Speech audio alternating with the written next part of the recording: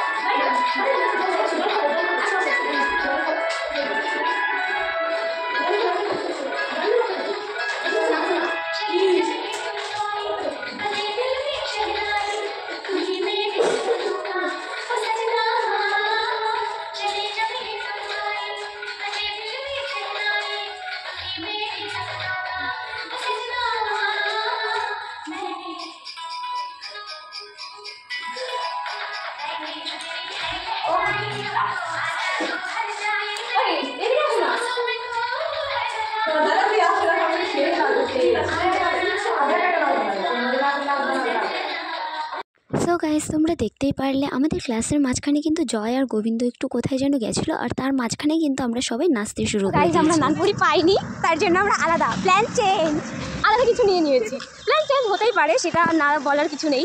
তো চলো খাওয়া দাওয়া করবো, আগে যাই। আমরা সবাই প্ল্যানিং করেছিলাম যে প্রথমত নানপুরি খাবো, কিন্তু দোকানে যেয়ে জানতে পারলাম যে নানপুরি নেই। তাই আমরা সবাই মুড়ি নিয়ে আসলাম এবং সিঙ্গাড়া।